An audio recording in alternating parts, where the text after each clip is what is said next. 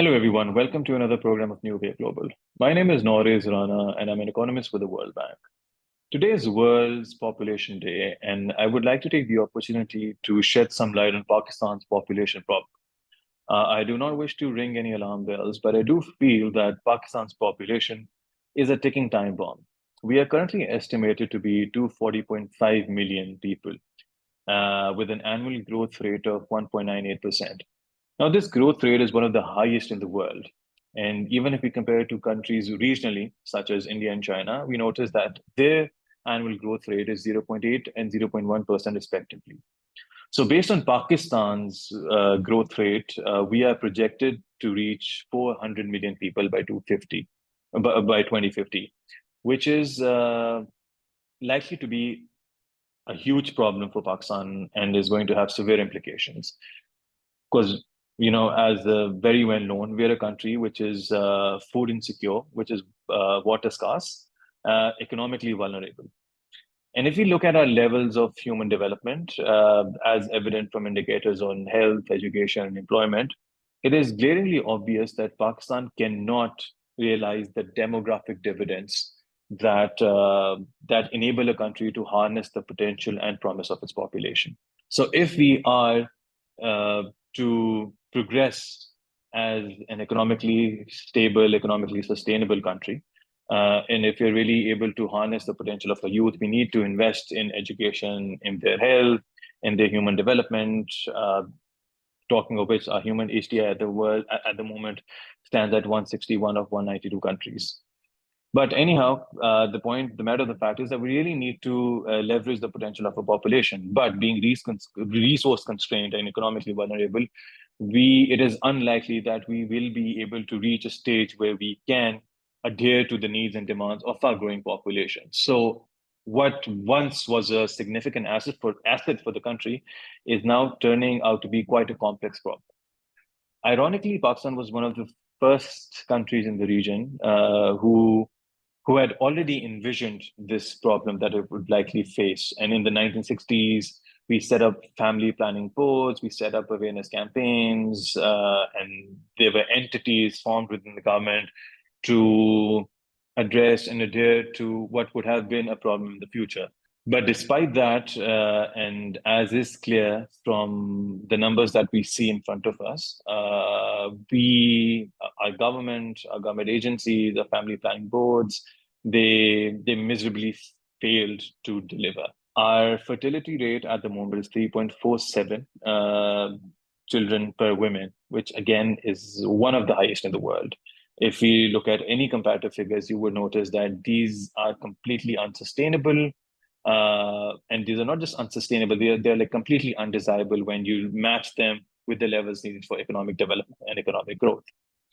Now, the natural next question would be as to how and why did we get to where we are? A, and then B, is there a solution in sight, and how can the government implement those solutions? So first, talking about how we got to where we are, it is often misunderstood that Pakistan is a country driven by social and cultural norms, and the fact that religion plays a huge role in not deterring the natural growth and the natural rate of conception. However, if you look at the figures, if you look at the data that is available to us, 52% of married women have had unintended pregnancies due to lack of access to modern techniques of contraception. There were on average, annually, there are 3.8 million unintended pregnancies. Only 25% of the women have their contraceptive needs met. Now, this figure alone highlights that the problem is not social or cultural or religious as much as it has been made out to be, but rather is a failure at the governance level. There's lack of political buy-in. We've hardly noticed any one political party take this issue up as a national stance. There's no open endorsement, and there's no open strategies or methodologies or techniques address or put forth, even within the assemblies, to address this issue. Secondly, there's a lot of institutional fragmentation and lack of coordination. Even prior to the 18th Amendment, population was under the mandate of the federal government, but then it was devolved as a provincial subject. And since having this devolution, no clear chains of or trajectories were created on how the provinces would act to make sure that the issue of service delivery is addressed and penetrates through the various arteries that are created, reaching the cities, reaching the districts, reaching the villages, encompassing both the rural and the urban areas of Pakistan's demographics. Thirdly, there have been no evaluative mechanisms and iterative responses to ensure a check balance on the KPIs that were developed by the targets that were developed by the government themselves. Pakistan has periodically and year on year failed to meet the targets that it set for itself in terms of meeting or controlling the rate of population growth.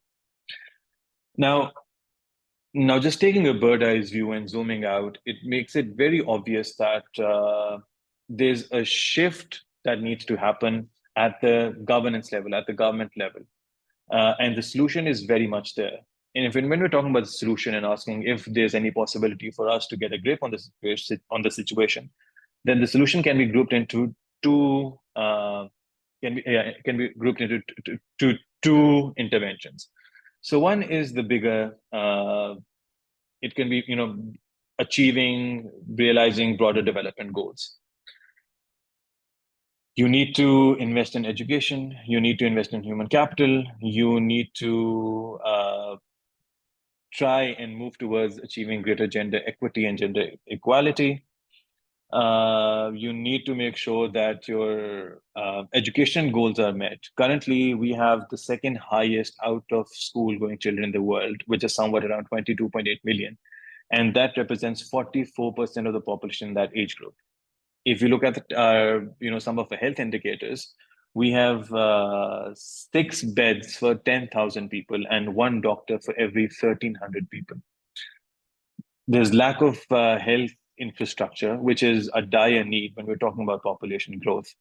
So the country needs to invest in these broader developmental goals, which sadly will happen gradually because like I initially mentioned, we are resource constrained, economically vulnerable, and we don't have to look at historical figures. Even if you look at the most recently passed budget, we notice that more than 50% of the allocated fund will go towards debt and interest repayments.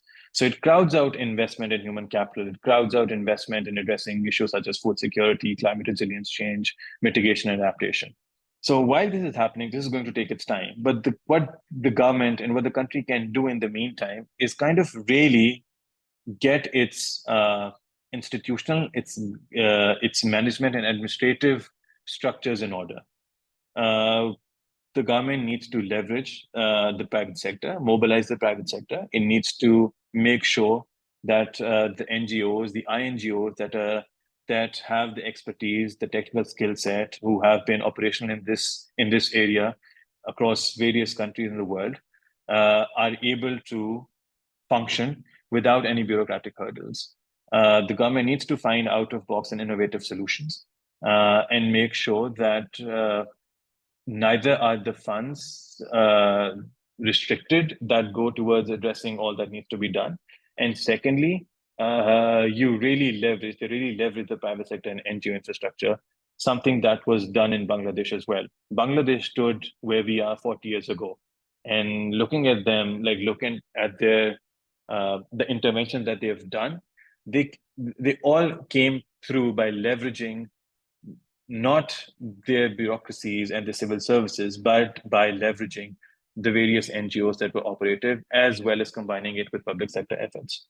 Long story short, I think population is one of Pakistan's biggest and most impending problems at the moment. And until and unless we do not adhere to it, we do not address it, Pakistan will unlikely be able to grow sustainably, will unlikely realize economic as well as social stability that it so badly needs.